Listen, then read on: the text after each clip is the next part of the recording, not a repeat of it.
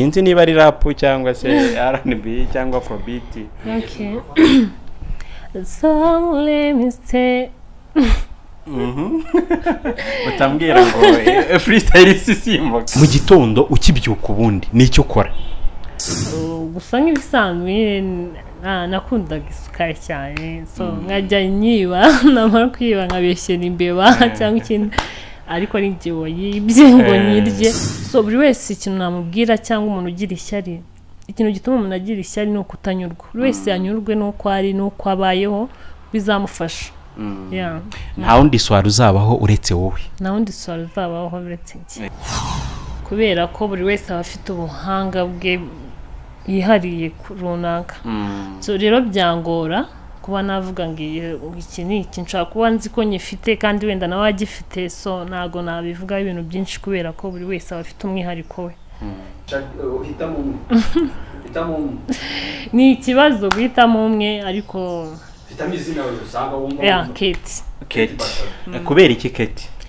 Ikintu cya mbere nababwira nuko iyo umuntu n'urugero ashaka kunanirana icyo yaba arimo cyose arananirana. Ntabwo bivuze ngo nuko agiye mu kintu runaka. Ego ni muri ubwo buryo n'izindi filime yari indoto nayo habaye casting bigenda kuriya, ibintu byanjye byose byagiye bica muri ubwo buryo, ariko nibivuze ko n'ahandi bibaho, ariko buri wese ni nkuko mu kandi kazi bibaho, muri office bibaho. Nanjye rero mba numva kuri njyewe ntahora niga kugira ngo ibi bintu nzabikuriremo noneho muri ibintu birenze naki. Ujya wumva ufite imishinga yo gufasha abantu muri amafaranga ukorera? Cyane kuva mu bwana bwanjye zari inzozi zanjye, gufasha abana bo mu mihanda. Urasenga cyane ko waba wifuza umusore usenga ukunda Imana? Ntago nsenga cyane batananyumva nabi, ariko hari n'abandi bakobwa batabigendamo kandi bafite amafaranga, bafite umuzima ngenderwaho, umurongo w'ubuzima ngenderwaho kandi bataciye muri ibyo bintu byose kandi babaye neza bakoze kuko uyu ni Uncle G, the bad man, heart man, swagger man, right man. Mwe mukurikiye Reba Plus TV ndabasuhuje. Nsuhuje abakunzi cyane banje, abakunzi ba Reba Plus TV ahantu hose muri mutandukanye, mu gihugu, hanze y'igihugu, wherever you are. Ndasuhuza cyane nanihanganisha cyane abantu bari ku bitaro baryamye babona ko ubuzima bwanze. Ntabwo ubuzima buranga, uri mu bibazo ubona ko byakurangiranye ntabwo birarangira kubera yuko mu ijoro dufitiye Imana. Uyu munsi rero n'iki gitondo twazindutse dutembera nkuko mubibona, twasuye umustar. Ushobora kwibaza ngo uwo mustar ninde? Nkuko mumureba benshi ndakeka mwamaze kumenya ko yitwa runaka. Singiye kubivuga kano kanya, ahubwo numwe mu bakobwa beza ngenzi no muri Kigali. Numwe mu bakobwa beza nzi muri Kigali, abactrice beza nzi muri Kigali, ariko namwe murayibona. Uzi ko uri mwiza? Oya, ndabimenya ariko kuko bimbwiye. Just uri mwiza. Thank you. Okay, usa neza. Merci. Ufite imisatsi myiza. Ubu ndabiza amatsiko yabishe murimo murabaga ati se Uncle G ari mu biki? Yaganirije uriya muntu, yaganirije uriya mustar. Twatangira wibwira abakurikiye Reba Plus TV. Ego, amazina yanjye nirafasha Sandrine Reponse, hanyuma irya abantu benshi banziho ni Swala. Sandrine na Reponse, ko nta hantu ndi kumva bihuriye na Swala? Nta hantu bihuriye kuko Swala ndiryo nkoresha mu buryo bwa gihanzi. Ayandi ni amazina yanjye bwite. Okay, Swala ni izina ryaje gute? Nge mfite amatsiko, uzi impamvu Swala? Ejo bundi natembereye mu rugo ahantu nsanga bari kureba filime yitwa Matayi High School. Mama ari kumubwira. Wamwitaba mwibanga cyangwa se wamwitaba turi live? Okay, ntacyo bitwaye. Ntacyo bitwaye. Ma sawa, nta kibazo. Sawa. Swala nari ngukurikiye kugira numvirize nibyo mama kubwira. Ariko nabona guri kurushaho kumunga. Just nakubwiraga nagiye ahantu nsanga bari kureba movie Matayi High School.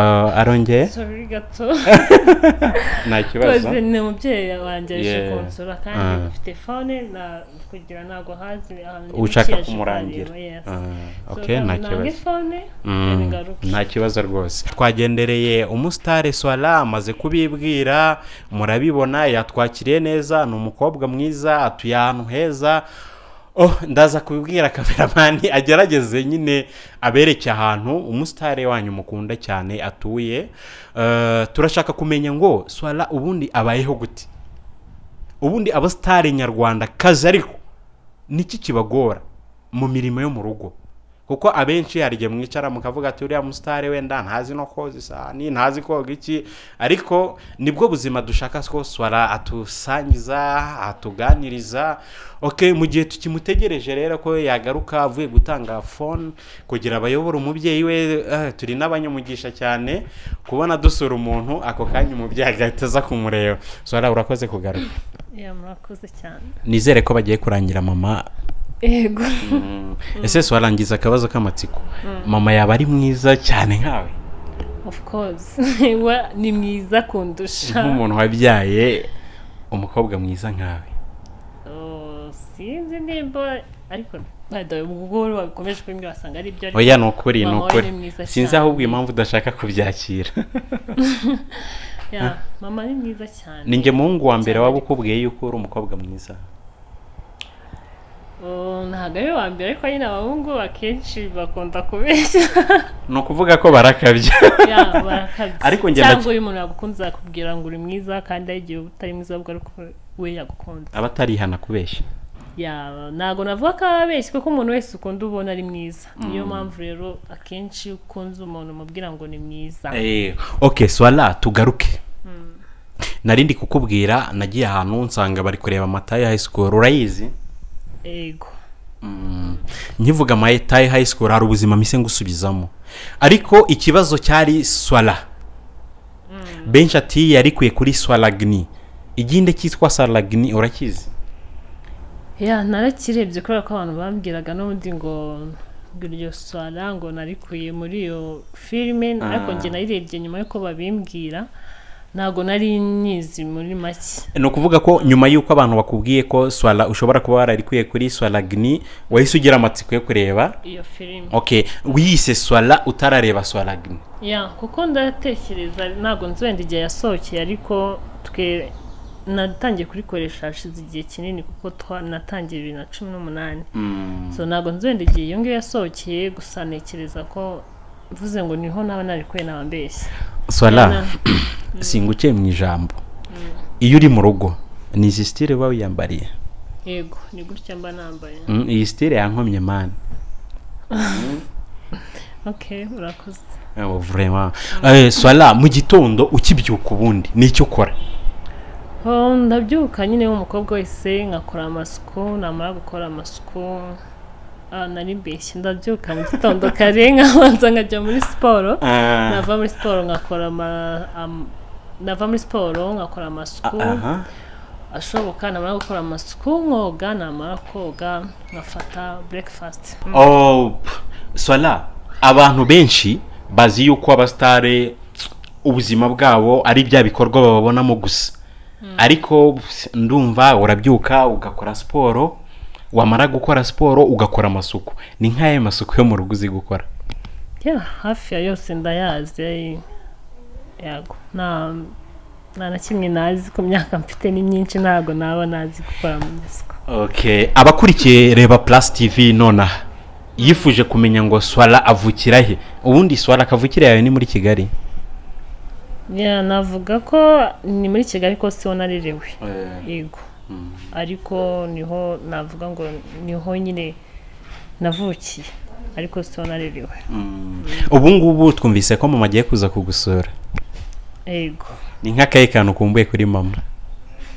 byose kuri we byose no kuvuga gute Swala kumuhobera kublaga nawe ni byinshi mama murashiringa mugahoberana mukablaga ukumvura ifite nta kibazo nta cya gitsure cy'ababyeyi ca hano ibyo wigize utuntu nk'utwo of course nakosheje arangosora nk'umubyeyi n'umwana ariko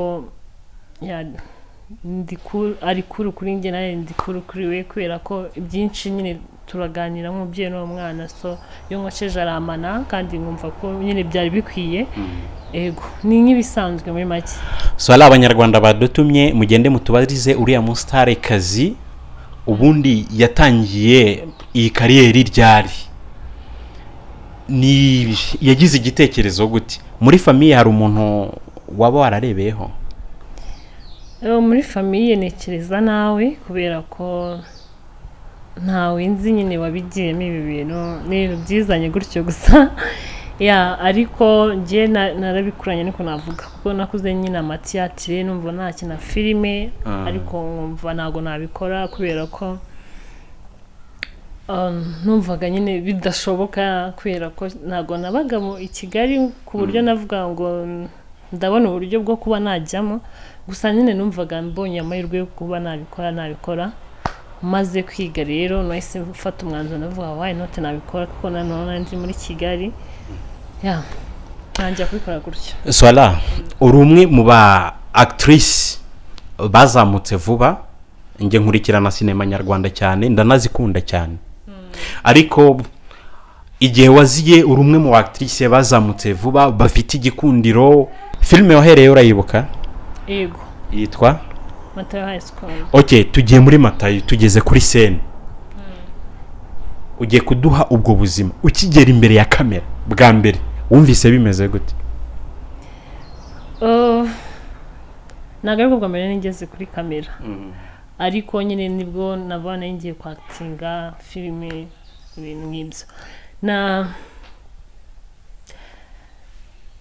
kubera twakoze turi abantu benshi urabona n'ubuzima bwo ku ishuri haba hari abanyeshuri benshi n'abayobozi n'iki mbese ni nk'ubuzima bw'ishuri niyo mpamvu rero abantu mutamenyeranye mutagize ibiki ubanza gutinyamo muri wowe kuko muba mutarisanzuranaho ngo mumenyerane mumenyane ariko iyo se ni ya mbere niyigorana ariko ibindi byose biba byoroshye Swala magingaye umaze gukina muri sinema nyarwanda zingahe umaze gukina muri filime zigera muri 5 hari nimba nibeshye ego 5 ngusaba akantu kamwe wamfasha umunota umwe amasegonda ugahaguruka nkakubwira guhaguruka just feeling voilà Swala uzi impamvu abantu b'iki gihe cyangwa se abantu bari muri showbiz iki gihe bazi yuko ubundi abakobwa b'abastare mukunda kwishushanyaho ibintu za tatouage nakurebye sinayibona kereka nibere ahantu yishe ubundi tatouage uyivuga hiki tattoo rero ku giti cyanjye ntago nyikunda ariko ku bandi nyine bayikunda ntago nabacira iteka cyaho iki bana uko bayikunda icyo umuntu akunze aragikora ntago rero nibaza ko njye nayishyira wenda ngo kubera abandi cyaho iki njye ubwaye ndikunda so rero ikintu nshaka nicyo nkora rero tattoo ntago kuri njyewe kugeza ubu nyine ntago ndibona indi hoto Swala kudakunda tattoo uramutse uhuye n'umuntu uyikunda akagusaba ko yishiraho tattoo wabikora uwo muntu ntago nkunda nkuko nikunda kuko nakubwiye ko nikunda cyane kugira ngo nuko nkunda abandi cyane iki so rero ikintu cya mbere nuko nagize wenda n'amahirwe n'umubyeyi wanjye ntago ayikunda kandi niwe muntu nkunda cyane so rero uwo muntu waza kuvuguriza iby'umubyeyi wanjye ntago abaho ufite boyfriend no nawe wari umufite mbere yuko ujya muri kariyeri ya sinema ariko nayijemo nyiga biretse nimba ibya high school ndavuga bya high school kuko twese niho tudutangirira yego naramugize waramugize akenshi abakobwa iyo mumaze kubona ko hari agatayito mumaze kubakaho gatoye ngo bituma mwibagirwa babakunzi nyine babandi ntabwo ariko nabivuga kuko n'undi nagiye kugakora twaramaze gutandukana. Nicyo ujye mwibukiraho nyine ukumva uramukumbuye ukumva ufirinze bya bihe sinzi kuko ntabwo haciye igihe kinini no ariko wenda ikintu nshaka kumwibukiraho nuko yajyaga ngira inama nyine z'ubuzima nk'imwe cyangwa ebyiri. Okay, ikintu cya mbere akundaga kumbwira yambwiraga kubana neza n'abandi bantu ko bikugirira akamaro, kugira discipline. Aka kanya aramutse afashe telefone akaguhamagara akakubwira swala twarakundanye mu buzima bugoye, ubuzima bw'ishuri, tukiri abana ubu twamaze gukura ndashaka dusubirane, wamuhaye amahirwe? Ubu ntabwo byakunda kubera ko amaze kumustar. No. Kubera? No, impamvu bitakunda nuko kugira utandukanye n'umuntu nyine hari uko biba byagenze. So ngenda umufata umwanzuro nkafata ngufashe nimba ngiye mu rukundo ndarujyamo kandi nimba nanaruvuyemo wenda n'umuntu biteye n'impamvu runaka nduvamo. Rero maze kubona n'abasore bangahe? Nago namenye ariko nago barenga 5 uko byamera kose. Muri 5 bose nuhe musore wabonye ukabona afite itandukaniro no nabandi ku buryo wavuga ngo sha nubwo ari 5 ariko runaka buriya nago namenye ko bitandukanye kuko babashize n'igihe. So nago nabimenya. Ese umaze igihe kingana iki swara uvuye mu rukundo? Hashize igihe nago nyibuka ariko hashize igihe. Aka kanya haramutse haje umuntu akagupropoza akakubwira ko ushaka kumubera umugore, urumva uri tayari kubaka? Nago mbizi neza kuko ibyo ni ibintu abantu baba baganiriyeho bamaze gukundana bamenyanye bagatangira kugirana izo ntego. So aka kanya rero nawe uhari uri kumbwira ibyo bintu kuko nago aramutse aje umuntu yabameze njye nta kondisiyo ngendera kuko muri njye urukundo rurizana ntabwo ngendera ku kintu runaka. So namukunze uko yameze kose apfa kuba asenga yubaha Imana, afite discipline, afite umurongo ngenderwaho ubuzima bwe. Urasenga cyane ko waba wifuza umusore usenga ukunda Imana? Ntabwo nsenga cyane batananyumva nabi ariko nanone ntabwo se navuga ngo iki biraringaniye. Sindi umukristo bigiye kuri uri deep ariko nanone nubaha Imana ndanayemera. Uri n'umupagani bigiye kure. Swala muri kariyeri yawe ya sinema nyarwanda ubu tayari wamaze kwigeramo, ufite abakunzi benshi hano hanze, urakunzwe urabizi? Ntabwo mbizi ariko urabimbwiye. Nk'ubu ngubu aka kanya muri Hollywood cyangwa muri sinema hose yaba mu Rwanda hanze y'u Rwanda ninde nyine ubona ukavuga ati koko nshaka kuzamera nka runaka? Kuko twese mu byo dukora tugira abo turebera. Muri acting hano mu Rwanda umuntu nemera cyane nkanajya gushya nabonye nyine mu bonzi uwo bita Mukasekuru uri abakinnyi yitwa Fabiola. Muri acting nkunda ukuntu actinga, ni umuhanga, azi ubwenge, afite ukuntu atwara ibintu bye neza cyane. Yamba numva nakomeza kumwigiraho kuko nakubeshya arabiza. Gusa hari n'abandi ba mama Janti ari we Esperantia, ni benshi n'aba mama Nike ni benshi. Gusa nyine Fabio niwe muntu mvuga ngo we preferaho amaze igihe kinini muri industry kandi nge nakuze mureba so ari ibintu byinshi azi kundenza kuko abifitemo experience. Nanjye ndacyari gukora ndakiga. Tekereza ko umunsi uri muri competition twereke nk'ikintu cyatuma utsinda Fabio. Wiyiziho nyine mu kwactinga kwawe. Aka kanya nago navuga ngo ni iki kubera ko buri wese aba afite ubuhanga bwe yihariye runaka. So rero byangora kuba navuga ngo iki ni iki nshaka kuba nzi ko nyifite kandi wenda nawe agifite. So nago nabivuga ibintu byinshi kubera ko buri wese aba afite umwihariko we. Yego. Swala ukigera mu buzima bwa sinema nyarwanda niki cyakugoye? Kuko turebye muri societe turimo nyarwanda bazi yuko umukobwa agiye muri ibi bintu abagiye kuraruka, abagiye kwitwara uko adasanzwe yitwara akenshi ugasangaho n'intambara ziva muri iki kintu zihera iwacu mu miryango. Wowe ukigera muri ubu buzima nize challenge wahuye nazo? Umukobwa wese cyane cyane akunda guhura nabyo, bambwiye agiye kujya mu myitwarire mibi, ariko njye naje mfite icyo nshaka, naje mfite intego, kandi ibyo byose nari mbizi ko bizabaho kandi binavugwa. So rero naje kugira ngo nerekane byibuze ko ibyo bintu bitandukanye, kuba umukobwa agiye muri sinema nyarwanda yinjiye muri industry runaka bitavuze ko agiye kwitwara nabi cyangwa se ibindi bintu. So nibyo naje rero nje kwereka abanyarwanda n'Imana ibimfashamo ko bitandukanye cyane, kuko abantu benshi bitwara nabi kandi batari muri industry. So rero ntago nibaza ko umuntu uri muri industry ari cyo kiba cyaramuzanye. Ubu umunyarwanda wicaye aka kanya mu rugo rwe afite abana b'abakobwa bifitemo izo mpano, ariko akaba afite ubwoba yuko umwana we naramuka agiye muri icyo gikorwa agiye kwangirika, niye nama wabagira? Kuko hari ababyeyi baba bafite iyo myumvire, kavuga ati umwana wanjye agiye mu muziki, agiye mu gukina filime, agiye mu bintu nyine bimuhuza na showbiz cyane, yabagiye kwangirika mu mutwe. Nihe nama wagira ababyeyi bameze gutyo?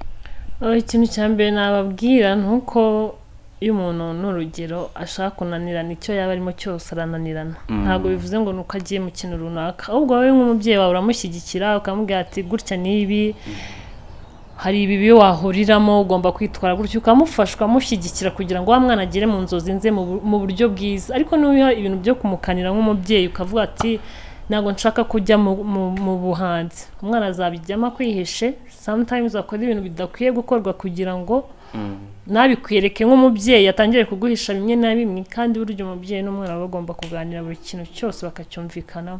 Iyo umwana abonye umushyigikiye ntago yavuga ngo agiye gukora ibintu mu buryo butemewe, ariko nabona ko wamuhunze udashaka gukora cya kintu kandi umwana mu by'ukuri agikunze, azatangira kuguhisha, atangire kujya mu bindi bintu, kandi wenda yakaje ukamugira inama ko yama byagenze gutya na gutya, nk'umubyeyi ugashaka ikindi kintu wamufasha burundi buryo ki byagenda mu buryo bwiza.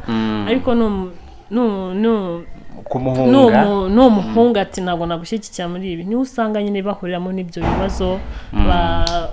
N'urugero batewe izo nda zitateguwe, byagenze gutya na gutya, kubera ko yabuze umuntu umushyigikira, yabuze umuntu umuha inama, umugira inama, direction. Yes, kandi burya ikintu cya mbere nabwira umubyeyi ni wowe uha umwana umurongo agendera. Niki kintu wakoze mu buto wibuka nawe ubwawe ukavuga ngo iki kintu rwose harimo ubugoryi bwinshi? Ntago nahita nyibuka aka kanya, gusa nk'ibisanzwe nakundaga isukari cyane, so nkajya nyiba, namara kwiba nkabeshyera imbeba cyangwa ikindi, ariko ari njye wayibye ngo nyirye. So rero nicyo kintu nibuka mu bwana bwanjye, nakubitirwaga kuri isukari, ibintu nyine biryohereye, kubera ko barabitubazaga isukari si nziza, ariko nk'umwana nyine mwumva nayirya. Swala, uribuka igihe wakoze ikosa koko ukabona mama ararakaye cyane, iryo kosa ryaririye? Nige nakoze nige nandi ku ishuri nkora amakosa baranyirukana. So mama ayo makosa ayo ni nayo twakubajije buriya dushaka kumenya. Wari wacitse ikigo? Nari twari abanyeshuri benshi kwa kundi nyine mugendera mu kigare bo bakigaragambya kwa ngo wenda nimwariye neza ibintu nk'ibyo. Nariguyemo iryo kosa, rero mama riramubabaza kuki ugendera mu kigare, biramubaza cyane ku rwego natekerezaga ko byageraho. Yego. Swala, aka kanya winjiye muri sinema nyarwanda, tugarutse muri bwa buzima bwa filme, ufite iyihe mombero? Hahandi uvuga ngo mukanse kuyenda mureba koko nkabona ko ari umu actrice mwiza, sibyo acting nyine nkumva ndabikunze. We nka Swala ufite iyihe mombere muri sinema nyarwanda, muri uyu mwuga wahisemo? Nombero twese no kugera kure hashoboka. Njye rero nanjye nuko nguko noneho nkarushaho no kwiga ibyo ntaramenya kuko burya nta muntu wihaza abana bafite abandi abona barenze nanjye rero mba numva kuri njyewe ntahora niga kugira ngo ibi bintu nzabikuriremo noneho nkuri ibintu birenze ku byo mbonera kuri bagenzi banjye so mba numva rero nakora ibyiza cyane wenda birenze muri sinema nyarwanda no mu busitara abahanzi cyane kuri umuhanzi ukakina na sinema biravugwa ko abakobwa benshi bo muri sinema babasinze abandi bakaba baseye ni nacyo nari ngiye kubaza so bakiyandarika bikanavugwa ko mbere yuko wenda abakora casting mbere yuko baguha role runaka hari ukuntu nyine hari ukuntu muba mwabigenje kuri njye ntabwo byambaye ariko ntibivuze ko bitabaho bibaho ariko buri wese niwe ugira uburyo ki abyitwara nkanjye rero ibintu byanjye byose nagize amahirwe bica mu mucyo kubera ko njya gukina muri la filime Matayo High School habaye casting harimo abantu benshi nkora ibishoboka byose nk'umuntu wari ufite intumbero ndayitsinda nsindira umwanya wo kuba uwo kwatinga hariya natinze muri Matayo High School ego ni muri ubwo buryo n'izindi filime ari indoto nayo habaye casting bigenda kuriya ndi kuvuga mu maseri cyane cyane abantu banzimo ego rero ibintu byanjye byose byagiye bica muri ubwo buryo ariko nibivuze ko n'ahandi bibaho ariko buri wese ni nk'uko mu kandi kazi bibaho muri office bibaho everywhere ntabwo ari kuvuga ngo ni muri sinema gusa so ahubwo uburyo ki umuntu abijeramo yego so uba kuri Facebook na Instagram mba kuri Instagram ukoresha ayahe mazina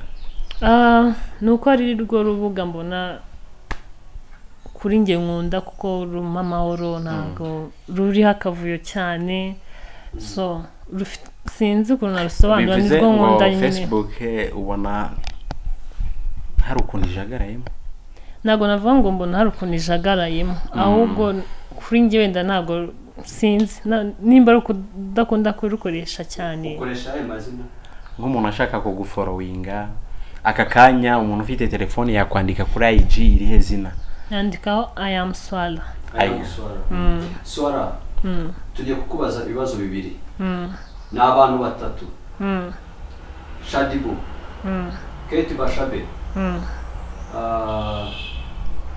Marina uravuga izina rimwe kubera iyihe mpamvu muri abo bantu batatu haba hari umwe wumva ukunda ibikorwa bye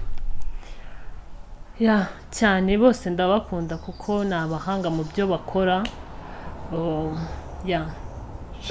hitamo umwe ni ikibazo guhitamo umwe ariko hitamo izina usanga wumva Kate kubera iki Kate niwe unyenspira cyane kuko ni umukobwa ukora akunda gukora ibikorwa bye turabizi biragaragara afite discipline ni muri urwo rwego ubundi Slay Queen unabyumva gute ntabwo sinzi ko bivugwa bitandukanye ntabwo turamenya ubusobanuro bw'iryo jambo ndetse n'imburi zikabibanza ukabinsobanurira ubwo nkabona kugusubiza nanjye numbyumva gutyo nyine ni Slay Queen gusa abenshi no mu myumvire yacu hano ku muhanda wumva nyine atari izina baha agaciro mu byiza maybe kuko ntabwo birambaho tugarutse mu buzima bwa hano mu rugo ni ibihe biryo ukunda kurya biba biri hano ku meza ukumva rwose uranezerewe igitoki icyo kunywa amata Swala uvuka mu bana bangahe uri wa kangahe mvuka mu bana bane ninjye mfura niwe mfura muri abo bana bane ninde ubonamo ukabonamo afite impano nk'iyo ufite byangora kuko muto aracyari muto cyane afite umwaka umwe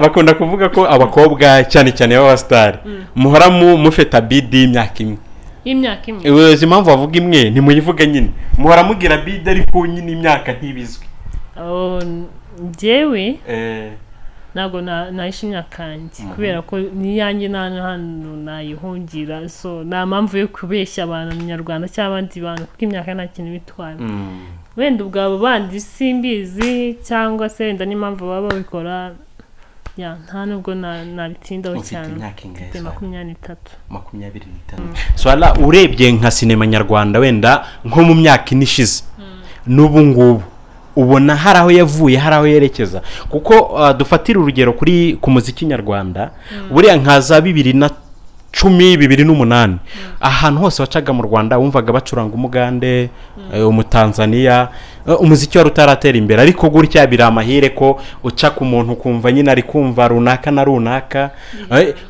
kuri sinema nyarwanda ubu ngubu wenda ubona bihagaze gute muri rubanda mukorera bimeze neza nta kibazo kubera ko uko byari biri kera n'ubu byatangiye kugenda bisobanuka hari abashoramari bari gushoramo biri kugenda biza ntabwo bimeze nk'ibya kera kubera ko urumva hazi ayo ma application agezaho abantu ibintu mu buryo bworoshye so rero bitandukanye na kera warebaga filime ngo nuko wanje kujya kugura CD iki ubu ngubu bisaba ko ufite amafaranga muri phone yawe megabyte cyangwa se wifi ujyaho rwose ukadownloadinga ukirebera swala nk'umwana wicaye mu rugo uri kukureba aka kanya kuri Reba Plus TV akaba yumva afite inzozi nk'izawe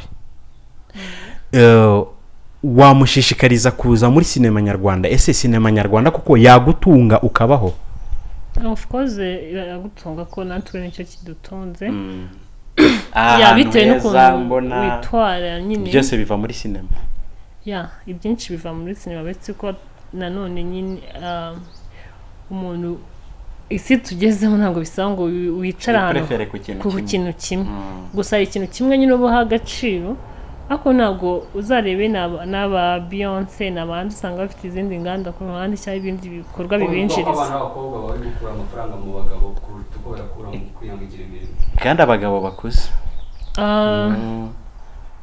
sinzi neza ko wenda nabyo birashoboka ariko hari n'abandi bakobwa batabigendamo kandi bafite amafaranga bafite umuzima ngenderwaho umurongo w'ubuzima ngenderwaho kandi bataciye muri ibyo bintu byose kandi babaye neza bakoze kuko baravuga ngo abumwe agatukisha bose ni muri ubwo buryo nawe nabifatamo kubera ko iyo tugiye muri banki twakirwa n'abakobwa tukakirwa n'abasore abakobwa rero kuba bareka ku kazi bakajya muri ibyo ni ibintu wenda byaborohera ariko urumva ko bari mu kazi kabo abakora muri Rwanda ni ingero nyinshi nagenda ngo so rero ntabwo ari gutyo nabifata nuko nyine abo mwagatukisha bose ariko ntabwo ariko bimeze bakunzi bareba Plus TV twari turi mu kiganiro n'umustar Sandrine cyangwa se Swala muzi muri sinema nyarwanda aho Swala ntariyibagirwa ngo wakoze umuziki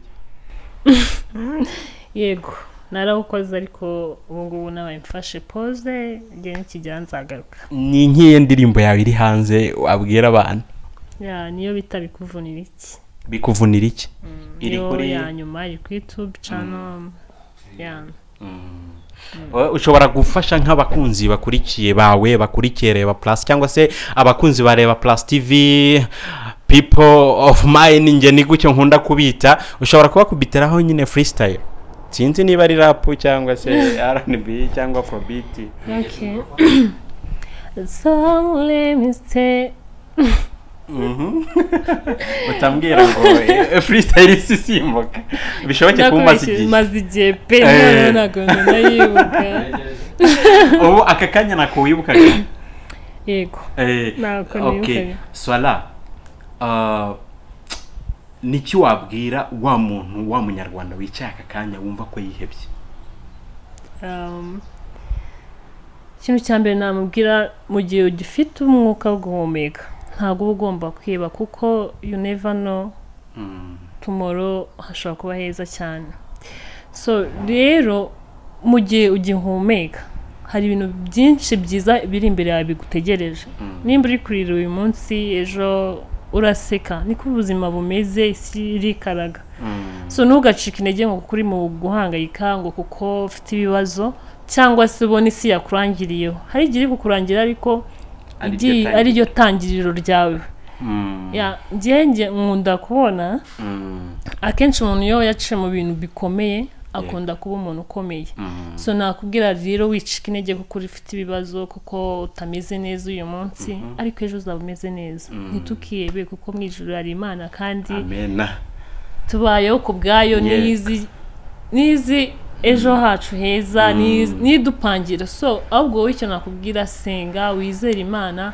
kandi unakore ibintu byose ejo bizagenda neza usengera icyo ubwira abakugirisha unatubwira aho usengera ese abakugirisha ari bo uzi ko bariho sinzi nimba bariho ariko babaye banariho nababwira kugirisha ntabwo ari byiza kuko umugisha wanjye si we wawe buri wese afite igeno rye so rero uko njye nagenewe kubaho ntabwo ariko wagenewe kubaho so buri wese ikintu namubwira cyangwa umuntu ugira ishyari ikintu gituma umuntu agira ishyari ni ukutanyurwa buri wese yanyurwe n'uko ari n'uko abayeho bizamufasha nta wundi swara uzabaho uretse wowe nta wundi swara uzabaho uretse njye nta n'undi uzabaho uretse wowe ankoje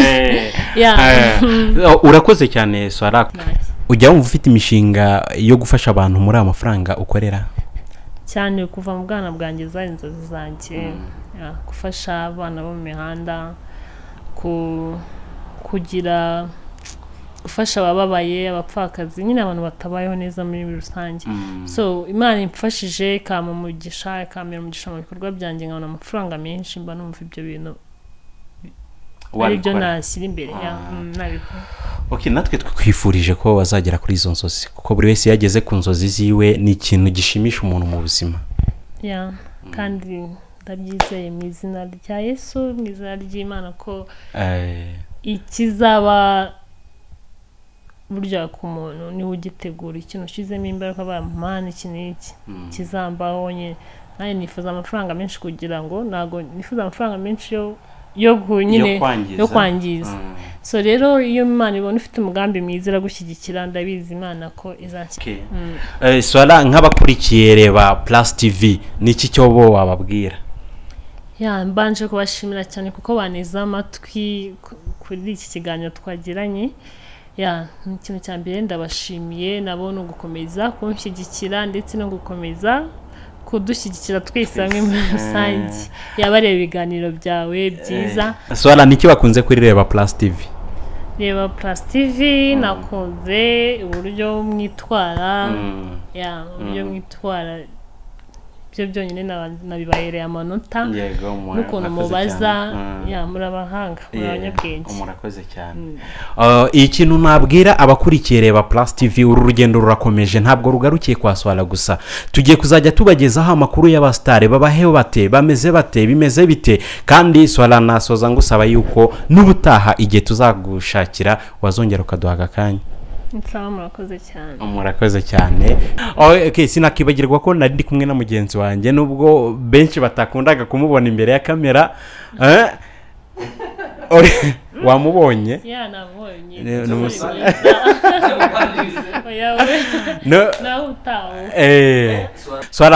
ndagushimiye cyane vraiment ndagushimiye ukuntu wakira abantu hari byinshi nyine batabonye kuri kamera ariko swara ni umukobwa mwiza uzi kwakira abantu ni nawe umusitare uca bugufi bitandukanye na bya bindi nyine twumva ku basitare tukumva ko ari abantu bishira hejuru barenzeho swara ni umukobwa uzi kwakira abashyitsi uzi kuganiriza abashyitsi swara sinabura kugushimira urakoze cyane nawe kandi uri mwiza na make-up wisize make-up rwose nziza unambaye neza by the way ciao ciao bye bye we love you